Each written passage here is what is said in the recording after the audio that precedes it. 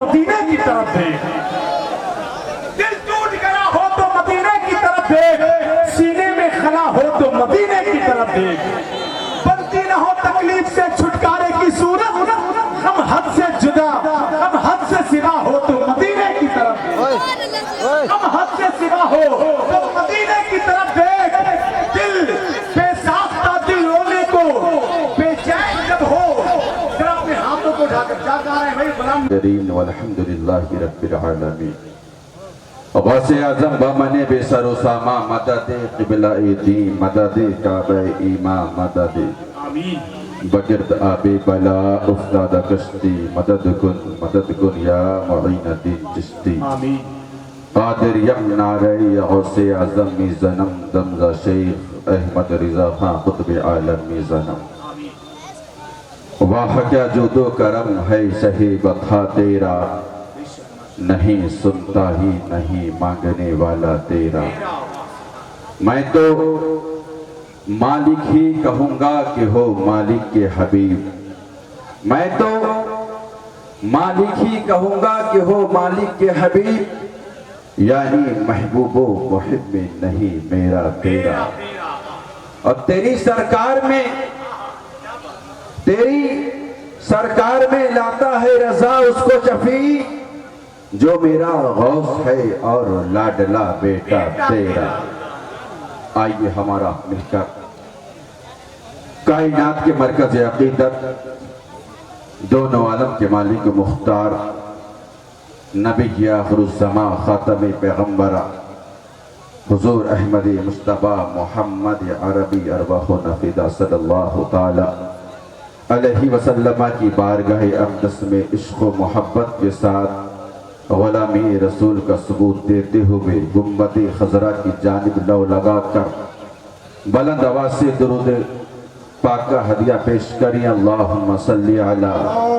سیدنا شفیعنا مولانا محمد وبارک وسلم صلو علیہ صلاة و سلام علیکہ یا رسول اللہ صلو علیہ صلاة و سلام علیکہ یا نبی اللہ مومنوں پڑھتے نہیں کیوں اپنے آقا پر درود مومنوں پڑھتے نہیں کیوں اپنے آقا پر درود ہے فرشتوں کا وظیفہ الصلاۃ والسلام اور میں وہ سنی ہوں جمیل قادری مرنے کے بعد میرا لاشا بھی کہے گا الصلاۃ والسلام میرا لاشا بھی کہے گا الصلاۃ والسلام آئیے ہم اور آپ مل کر ایک بار اور عشق و محبت کے ساتھ درود پاک پڑھیں اللہم صلی علی سیدنا شفیعنا مولانا محمد وبارک وسلم صلو علیہ صلاۃ و سلام علیکہ یا رسول اللہ یا نبی اللہ یا حبیب عزیزان محترم چند منٹ کی گفتگو ہے میں نے اپنی تقریر کا عنوان قرآن مقدس کے متعلق رکھا ہے نبی رحمت صلی اللہ تعالی علیہ وسلم کہ آپ نے بے شمار علماء کرام کی زبانی معجزات سنے ہیں آپ نے علماء کرام کی زبانی سنا ہوگا آقا علیہ الصلوۃ والتسلیم نے چاند کی طرف اشارہ کیا چاند دو ٹکڑے ہو گیا آپ نے علماء کرام سے سنا ہوگا کہ نبی پاک صلی اللہ تعالی علیہ وسلم نے ڈوبے ہوئے سورج کی طرف اشارہ کیا سورج واپس پلٹ آیا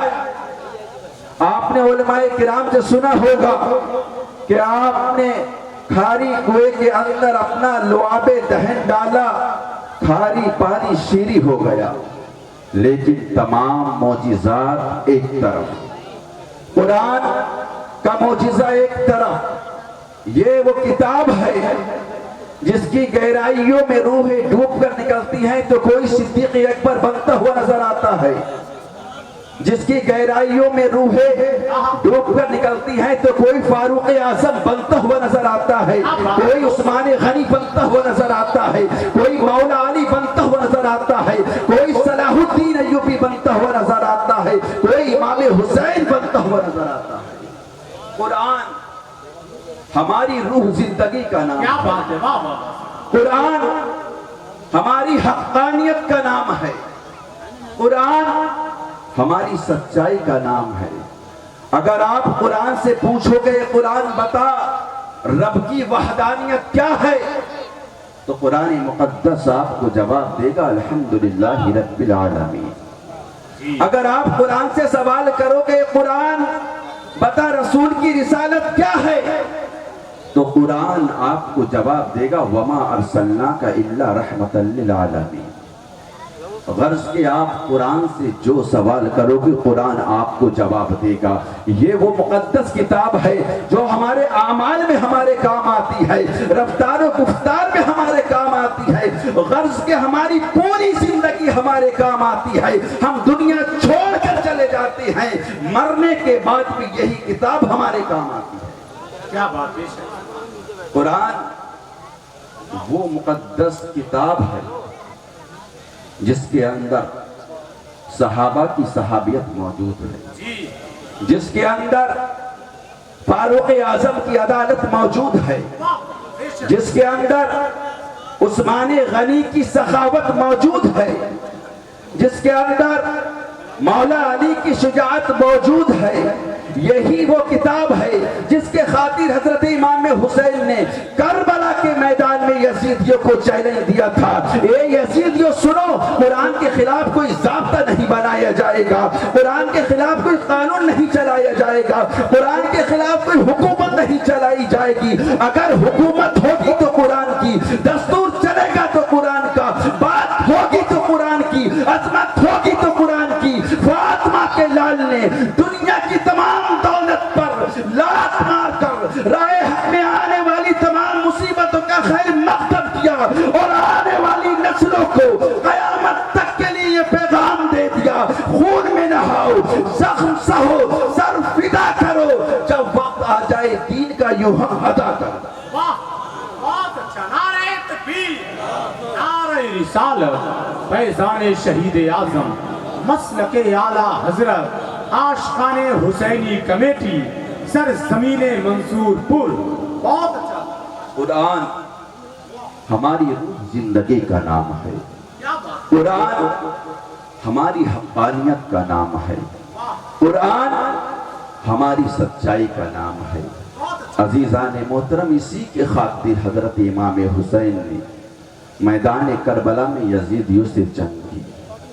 جنگ کے بعد کا تھوڑا سا واقعہ آپ کے سامنے بیان کر کے میدان کارزار میں جب جنگ ہوئی، جنگ کے بعد کیا ہوا. عزیزان محترم، ایک واقعہ آپ کو بیان سناتا ہوں. حضرت سلیمان آمش رضی اللہ تعالی عنہ آپ جنگ کربلا کے چند سال کے بعد میں بیت اللہ کا حج کرنے کے لیے گئے. جب آپ خانہ کعبہ کی دیواروں کے سائے میں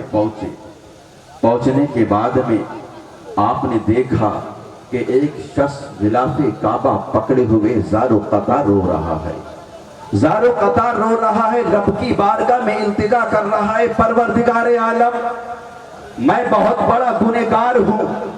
میں بہت بڑا پاپی ہوں، اللہ رب العزت تو میرے گناہوں کو معاف فرما دے. حضرت سلیمان آمش فرماتے ہیں کہ میں نے اس شخص کو دیکھا، یہ شخص رب کی بارگاہ میں غلاف کعبہ پکڑ کر زار و قطار رو رہا ہے. یہ تو وہ بارگاہ ہے، یہ وہ بارگاہ ہے یہاں کوئی بندہ اگر آنے کے بعد میں سچے دل سے رب کی بارگاہ میں توبہ کر لے، پوری زندگی اس نے کتنے ہی گناہ کیے ہوں، اللہ رب العزت اس کے گناہوں کو ایسا معاف کرتا ہے جیسے آج ہی اپنی ماں کے پیٹ سے پیدا ہوا. سبحان اللہ. نعرہ تکبیر، نعرہ رسالت، مسلک اعلیٰ حضرت شہید اعظم کانفرنس شار ہندوستان بھائی غلام نور مجسم صاحب قبلہ. نعرہ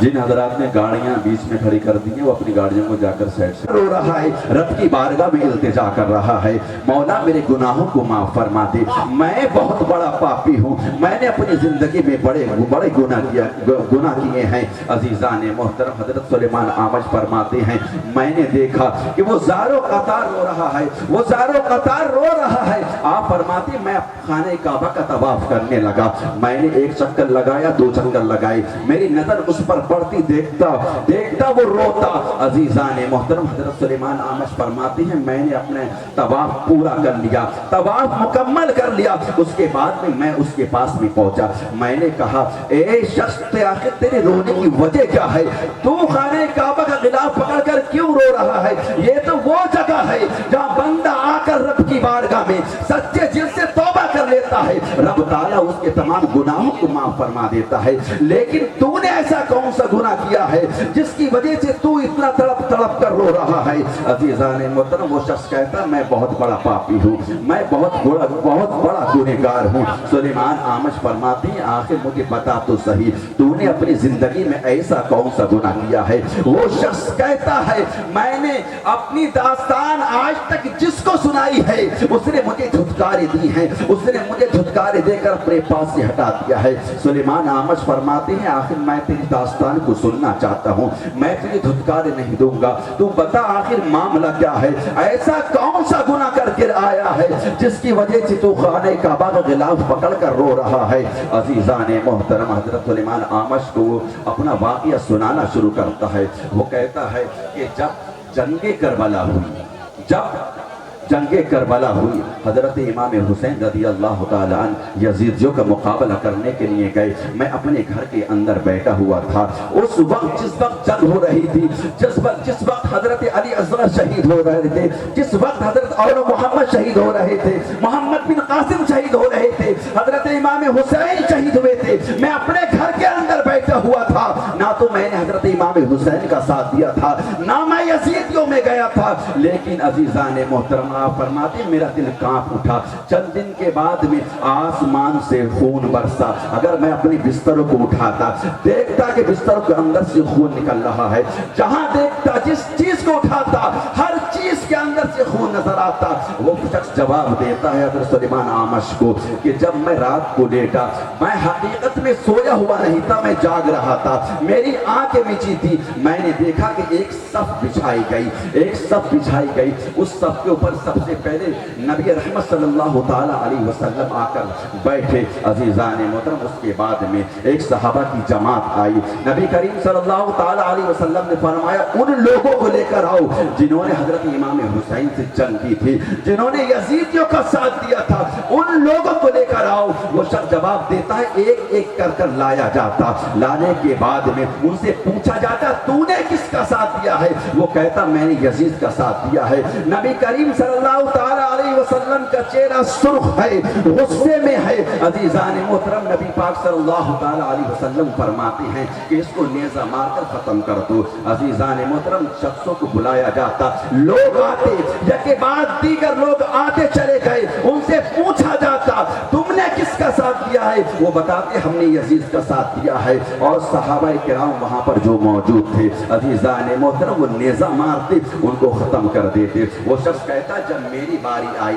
نبی کی بارگاہ میں جا کر میں گڑ گڑانے لگا، میں رونے لگا، میں نے نبی پاک صلی اللہ تعالیٰ علیہ وسلم کے پیر مبارک پکڑ لیے، میں چیخنے لگا، میں نے نبی پاک صلی اللہ تعالیٰ علیہ وسلم کی بارگاہ میں عریضہ رکھا یا رسول اللہ میں حضرت امام حسین کے ساتھ بھی نہیں تھا، یزیدیوں کے ساتھ بھی نہیں تھا۔ آقا علیہ الصلوۃ والتسلیم نے فرمایا تو نے میرے نواسے کا ساتھ کیوں نہیں دیا؟ عزیزان محترم نبی کریم صلی اللہ تعالیٰ علیہ وسلم نے اس کو دھکا دیا اور فرمایا جا تو جہنمی کتوں میں سے ایک کتا ہے، تجھے جہنم کے اس طبقے میں ڈالا جائے گا جو جہنم کا سب سے نیچا طبقہ ہے۔ عزیزان محترم وہ شخص کہتا ہے جب میں نے اتنا سنا میرا دل کانپ گیا، میں وہ سمجھتا ہوں کہ نبی پاک صلی اللہ تعالیٰ علیہ وسلم کی زبان سے نکلنے والے الفاظ بدل نہیں سکتے، زمین پھٹ سکتی ہے، آسمان پھٹ سکتا ہے، نبی نے جو فرما دیا دیا ہے وہ ہو کے رہے گا. نبی نے میرے بارے میں فرمایا ہے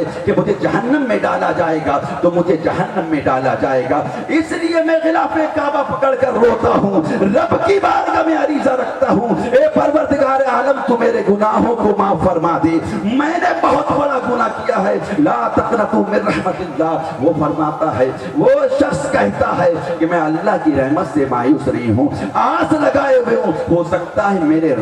میرا رب میرے گناہ کو بخش دے. لیکن جب میرے دل کے اندر یہ خیال آتا ہے, نبی نے فرمایا تھا تو جہنمی کتوں میں سے ایک کتا ہے, اس کو جہنم کے سب سے گہرے گڑھے میں ڈال دیا جائے. جب یہ میرے دل کے اندر خیال آتا ہے, جب میں یہ سوچتا ہوں تو میرا دل کانپ جاتا ہے, میری روح کانپ جاتی ہے. عزیزان محترم, ہمیں پتا چلا کہ ہمیں حضرت امام حسین کی سچی محبت کرنی چاہیے. انہیں کی محبت ہمیں دنیا میں بھی کامیاب کرے گی, آخرت میں نبی کریم صلی اللہ تعالی علیہ وسلم کی شفاعت کا ہمیں ضامن بنائے گی. یہی محبت ہے جو جنت میں ہمیں لے کر جائے گی,